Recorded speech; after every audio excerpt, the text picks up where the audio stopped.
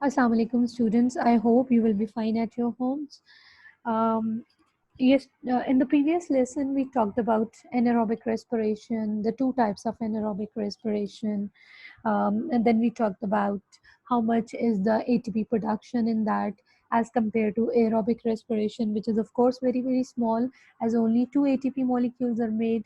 And we also discussed it's only glycolysis which takes place in case of anaerobic respiration. And of course it both the anaerobic pathways, they occur in the cytoplasm of the cell. Then we also saw that where does lactic fermentation occurs, where does alcoholic fermentation occurs, what are their various products, and how the hydrogen that is disposed of by the end when there is no oxygen present as the final acceptor of electrons. Today we are going to continue with that anaerobic respiration, and along with that we will be talking about what about the oxygen uptake when a person is when a person what is the oxygen uptake, rate of oxygen uptake before exercise, during exercise, and after exercise.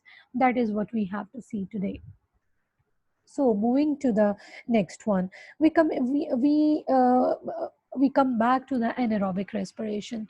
Both types of anaerobic respiration, whether it's lactic fermentation or alcoholic fermentation, it is said that these processes or these reactions, they buy time. Now you see what is meant by this buy time. Now you see at that time uh, when they bu- uh, we are talking about how do they buy time, because actually they are providing the hydrogen acceptors, right? And now if you remember what were the hydrogen acceptors in alcoholic fermentation, what was the hydrogen acceptor in case of lactic fermentation?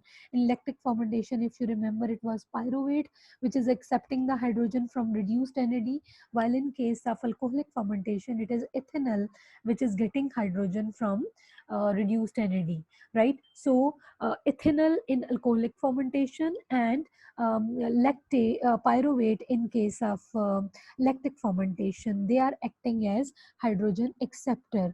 So of course once they accept the hydrogen, now they become reduced and NAD gets oxidized once again, releasing giving up its hydrogen to these hydrogen acceptor, and once again free NAD is released once again. And you see both of these processes, they allow the continued production of at least some ATP, right? Though maybe it doesn't matter for us only two ATP molecules, but that's not the case. Actually at that time two ATP molecules, they matter a lot. And of course we don't say that anaerobic respiration that continues for an indefinite period of time. Remember that aerobic respiration can last long, but if we talk about anaerobic respiration, it does not last long, right? Why it does not last long? Because actually the products of both types of anaerobic respiration, means lactate or this ethanol, both are toxic. So if they get accumulated in a high concentration, and obviously they are going to be in high concentration present only if anaerobic respiration is going to continue for a longer period of time, while it doesn't happen like that. So that's why there is a certain concentration of both of these products which remain inside the body. So actually both these products, they are toxic for the body, so they have to be removed. We will see later on what happens to these products. So basically I was just explaining that what does it mean that lactic and alcoholic fermentation, they buy time, because they are providing the hydrogen. Both these reactions, in both these reactions, hydrogen acceptors are provided in the form of pyruvate and ethanol, and both the hydrogen acceptors, they receive the hydrogen from reduced NAD, and as a result they are reducing themselves while NAD is oxidized once again. So NAD is released. So a small amount of ATP is made, though oxygen is not available as the final hydrogen acceptor, right? So this is what we mean by this. Now we come to the next one. This is, I was talking earlier, that products of both types of anaerobic respiration, ethanol and lactate, they are both toxic. So that's why anaerobic respiration, it cannot continue for an indefinite period of time. It has to be stopped after a certain period of time. But though it is providing a small amount of ATP, but at that time, that small amount of ATP is going to sustain the muscular contraction, because there is more energy requirement at that time for the contraction of muscles. And of course, if aerobic respiration is there, but for that there is an increased demand of oxygen at that time. So as far as alcoholic fermentation, now we have to look at both the pathways. What happens to their final products? We are saying they are toxic, so what happens to them? Alcoholic fermentation, remember that where ethanol is the last product of the process, that is an irreversible process, right?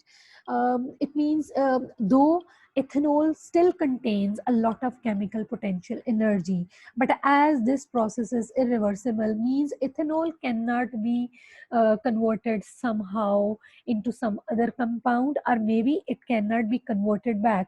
We will see what do we mean by an irreversible process, right? Obviously irreversible process means it is converted back to that substrate where it started first. Like if you remember, glucose converted into pyruvate, pyruvate converted into ethanol, and ethanol gets reduced into ethanol. It means if we say it's an irreversible process, it means ethanol converted back into ethanol, then converted back into pyruvate, and vice versa. While this is not the case, alcoholic fermentation is not a reversible process. So although ethanol contains a lot of chemical potential energy, but this potential energy which is stored in ethanol, it cannot be used anyway. So rest of the chemical potential energy of ethanol is wasted. Ethanol is broken down by a certain enzyme, right? So this is what happens to the alcoholic fermentation. Now next is lactic fermentation.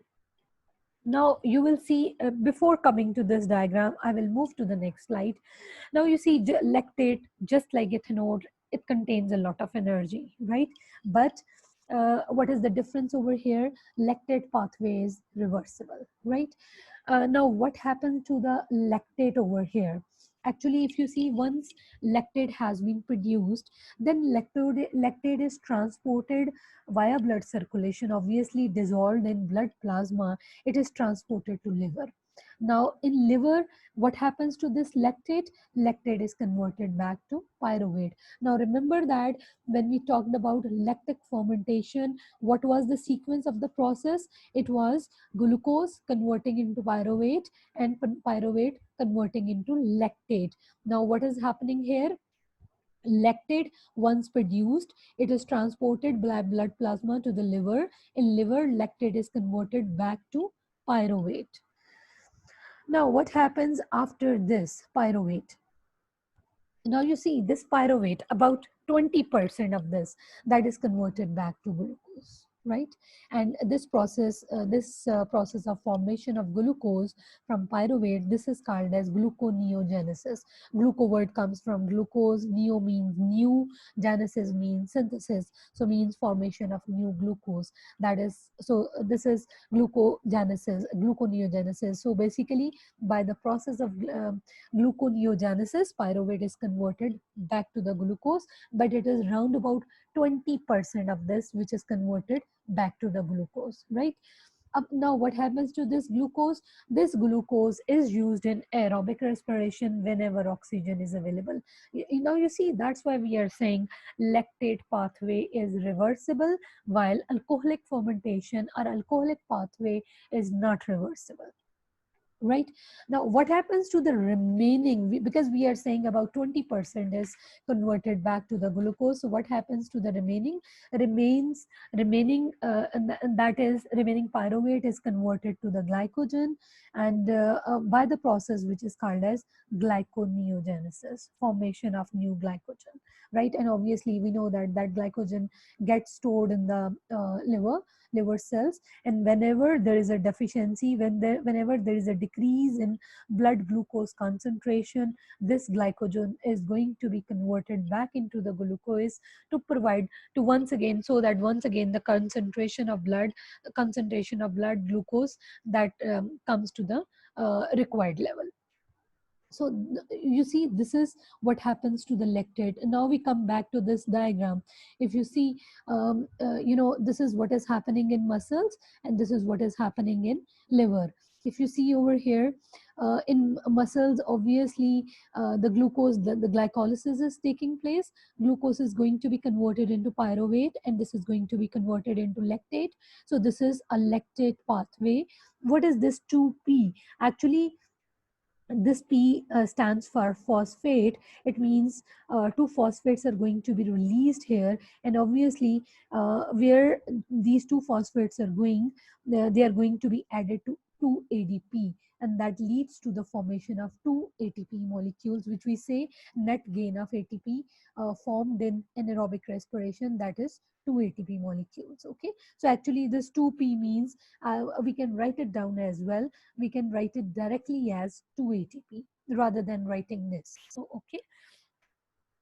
So, and obviously this is the process of phosphorylation taking place over here, because phosphate is released from here, and this phosphate is going to be added to ADP. So actually there is an addition of phosphate to ADP, and this is called as phosphorylation. And as a result of that, 2 ATP molecules are formed there. So you see, this is the process of a lactate pathway. Now up till here, this is what is happening in the muscles, right? Now what happens via blood circulation dissolved in blood plasma, this lactate is transported to the liver. Now we see, this is, we come to the liver. Now what happens to the lactate over here in liver? Liver is converted to pyruvate. Pyruvate is converted to glucose, right? And over here there are 6 phosphates which are added up over here. Okay, no need to remember this, because actually we are not concerned with that. This is even not the part of the syllabus, so I'm not discussing this. So actually here 6 phosphate once again means 6 ATP molecules are going to be utilized here as well, right? So so you can see this process, this cycle continues. As we said, this glucose which is formed by the process of gluconeogenesis, this glucose is used in aerobic respiration when oxygen is available. So they see, this is what happens to the lactate, and this is what I have explained as well. No, this was all about anaerobic respiration. We are just getting over with this. Okay, but in continuation with this, there is another topic which is related with both aerobic and anaerobic respiration. Particularly, this is related to lactate pathway, because we are going to talk about it. What happens in the muscles when a person starts exercising, right?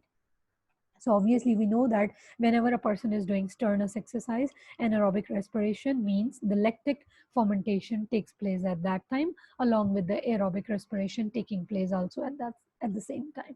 So we have to see what happens to the oxygen uptake before, during, and after strenuous exercise. Now, if we look at this, you see this graph, you can see over here on x-axis time per minute is given over here, time in minutes. Then if you see on this side is the oxygen uptake, which is in, obviously this is the rate of oxygen uptake, so it is decimeter cube per minute. Of course, in this case we are going to measure the volume of oxygen, right? So that's why the units are decimeter cube per minute. Now you see, if we look at this diagram, we can see this is the resting phase, this is the exercise phase, and this is the recovery phase. Okay, now what do we mean by rest? Okay, how do we define a rest in this case? Rest is that when a person is standing still.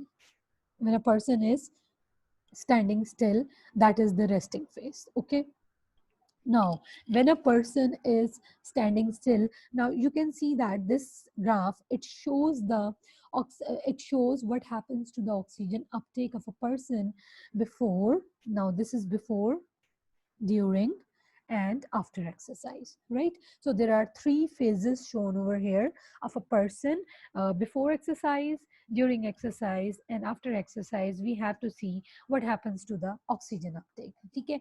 Now, when a person is standing still, means at rest, we are going to talk about this phase. You can see over here that that rate of oxygen uptake when a person is standing still, means at rest, that is around about 0.2 decimeter cube per minute. Like you can see over here, this is 0 here, this is 0.5, so this is around about this is 0.2 decimeter cube per minute. So when a person is standing still, it means that person is absorbing oxygen at the resting rate of 0.2 decimeter cube per minute. And actually this this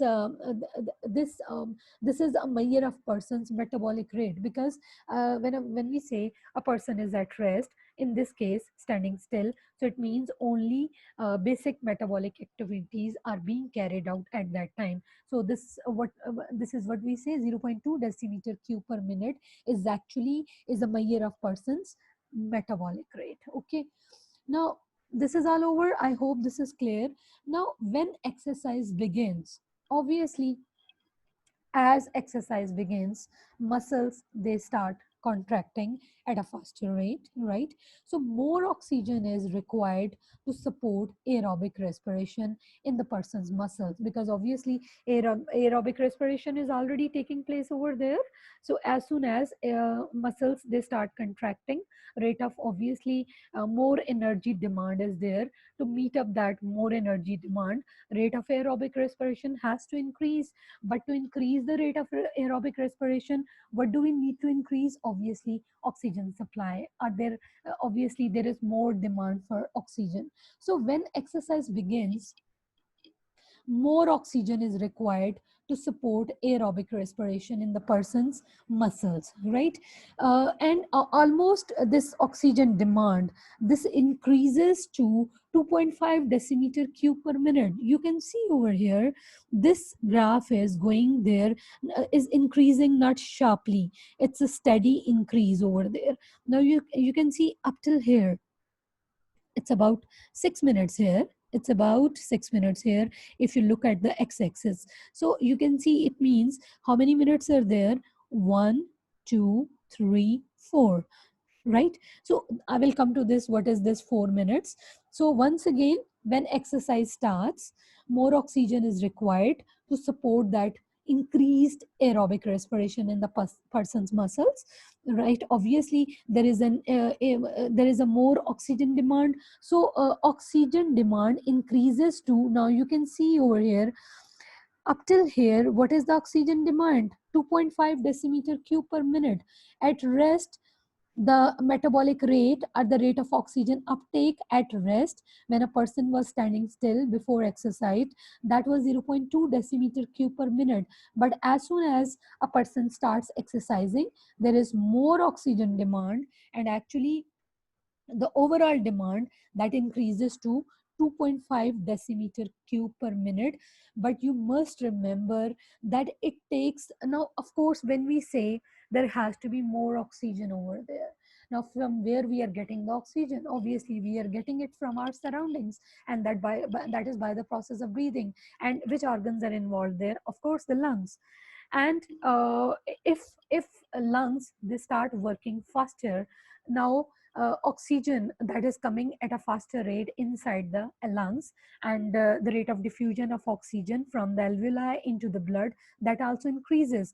Now of course that oxygen has to be carried to the muscles at a faster rate. How is it possible? It's only possible when heart rate also increases. So basically, to meet this increased demand of oxygen, both lungs and heart, they have to work faster.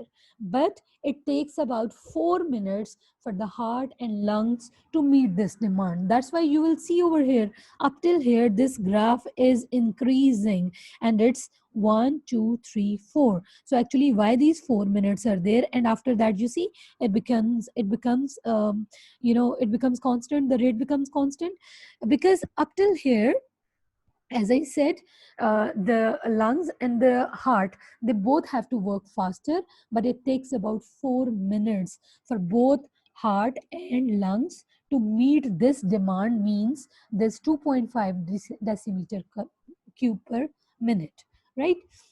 And you see, and during this time, now during this time period, when this graph is increasing, oxygen demand is increasing, but heart and the lungs, they need some time to to meet up that increased oxygen demand. Now during this time, during this time period, lactic fermentation starts in muscles, right?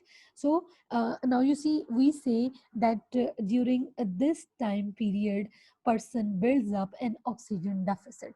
Now oxygen deficit, obviously, what do we mean by that? Because there is a deficiency of oxygen, that there is a difference, there is a difference in actually in the real demand of oxygen, and the present present availability, in the present availability, whatever oxygen is available at present, there is a difference of that. Okay, so this is called oxygen deficit. So during this time period, lactic fermentation start, so that it can support that aerobic respiration, because aerobic respiration rate, it will increase, it will increase only when the heart and the lungs, they are both going to working fastly. And as I told, it takes about 4 minutes to do so. So in the meantime, this lactic fermentation starts, right? And we say that the person builds up an oxygen deficit. Now you will see that from 6 to 9 minutes, this rate is constant. Now it makes up 3 minutes, 1 2 3, right? So for the next 3 minutes, enough oxygen is supplied, because now heart and the lungs, they are working at a faster rate as per requirements, so they are going to meet that increased demand of oxygen required by the muscles. So for the next 3 minutes, enough oxygen is supplied. Now, when exercise stops over here, now you see this graph is coming down, but once again, just like this, it's not a very sharp decrease. It's a steep, it's a very slow decrease over here. Okay. Now you see, this is of course the recovery phase. Recovery phase for what? For the muscles, right? Now you see, even after 3 minutes, when when the exercise, when a person has stopped doing the exercise, what happens? In the same way, just like we said here, that heart and the lungs, they both, they require some time to meet that increased demand of oxygen uptake, right? And that time was about 4 minutes. In the same case over here, uh, suddenly rate of heart rate and breathing rate, they don't get back to the normal immediately. It takes some time once again for them to come back to their normal rate. Now, because once the exercise is over, the person continues to breathe deeply. It means lungs are still working faster, heart is still working faster. So it means, if this is happening, it means the person is absorbing oxygen, the muscles, they are absorbing oxygen at a higher rate than when at rest. So this is what you can see over here. ठीक है, that's why graph बिल्कुल एकदम से नीचे sharply decrease नहीं हो जाता. ठीक है, it once again, it takes some time over here to come back to this 0.2 decimeter cube per minute. ठीक है, तो इसका मतलब है कि in the meantime, the person is still taking more oxygen than the normal one, right? Now why this now you see this oxygen uptake, which is taking place after exercise, this is called as post exercise oxygen uptake. Obviously post means after, so this is the oxygen uptake which is taking place after the exercise. This is called as, this is actually the extra amount of oxygen. ठीक है, क्योंकि अभी muscles में देखो ना, अभी exercise तो खत्म हो गई, ठीक है, अब मसल्स को उतनी ज्यादा ऑक्सीजन की डिमांड नहीं है, लेकिन अभी भी ऑक्सीजन जो है वो extra that person is taking, ठीक है, तो उस एक्स्ट्रा जो अमाउंट है ना ऑक्सीजन को, उसको हम क्या कहते हैं, oxygen depth. And actually we say this post exercise uptake of extra oxygen, that is called as oxygen depth, it is actually paying back this oxygen deficit. ठीक है, बिकॉज ये जो अब एक्स्ट्रा ऑक्सीजन है ना, ये भी हमें, that is also required very much. ठीक है, now why this is required, if I come to this, before coming to this, I will come to this slide once again, right? This is just a description of that, what is we have discussed, that rate of oxygen uptake while standing still, that is 0.2 decimeter cube per minute, and actually it's a measure of person's metabolic rate. As exercise starts, more oxygen is required, and the overall demand, it increases to 2.5 decimeter cube per minute. Heart and lung, they start working faster. However, both of them, it takes about 4 minutes for both to meet this oxygen demand. And during this time period, means during this 4 minutes time period, the lactic fermentation, it starts in the muscles. So there is an oxygen deficit which is building up in the muscles. And for next 3 minutes, then when the rate becomes constant, enough oxygen is supplied there. Now you see, we come back to this, that why that extra oxygen is required, which is called as oxygen depth. And actually that is the extra oxygen taken in by a person after exercise is over, and this is the recovery phase. Why extra oxygen is required there? This is once again required, if you remember that we said that lactate is, lactate, which is the final product of anaerobic respiration, which has taken place in the muscles along with aerobic respiration. And we know that lactate is toxic, though there has to be something done with the lactate, right? So what happens, we have discussed already, that lactate is transported via blood plasma to the liver, where it is converted into the into the glucose and glycogen. And basically it is, we say lactate gets oxidized. ठीक है, तो oxygen जो है, इसका मतलब है इसके लिए ऑक्सीजन चाहिए, तो वो ऑक्सीजन यहाँ से आती है, ये एक्स्ट्रा ऑक्सीजन हमें चाहिए होती है for the conversion of lactate to glycogen in the liver. Then we also require this oxygen for reoxygenation of hemoglobin in the blood. And for the last thing is this, when we say during exercise, the heart and the lungs, they are working at a faster rate. So obviously there is a high metabolic rate, because many other organs, they are also working at a rate above the resting level. So to sustain that high metabolic rate, that extra oxygen is required. ठीक है, क्योंकि exercise के बाद ये सारी चीजों को normal होने में थोड़ा सा टाइम लगता है, इसलिए ग्राफ आप देखोगे एकदम से नीचे नहीं आता बिल्कुल. ठीक है, so this is what I have explained, that why this extra oxygen is required there, which a person is absorbing even after the exercise is over. So I hope the things will be clear. This is a graph which I have taken from the net, obviously. That graph was taken from the book. Now, it's just forget about this V and STP. Just, we are not concerned with this. Why I have taken this graph? Because you see, it just explains this, that this is oxygen deficit. Okay? So what is this? This is the volume difference between an ideal and a real oxygen uptake, right? Real oxygen uptake means how much oxygen is available at that time, and ideal means what is the actual demand there, right? So that volume difference is oxygen deficit actually. And this is oxygen depth, the extra volume that is needed to restore all energetic systems, that is called as oxygen depth. And obviously it is taking place in this recovery time when exercise is over. So I hope whatever we have done today, that would be clear to you all. If there is any confusion, please feel free to ask the questions. No worksheet to be given with this topic. And in the next lesson, we are going to we are left with two main subtopics, right? It's actually, we have to talk about the respiratory substrates, respiratory quotient. Then we have to see what are the adaptations of rice plants for wet environments.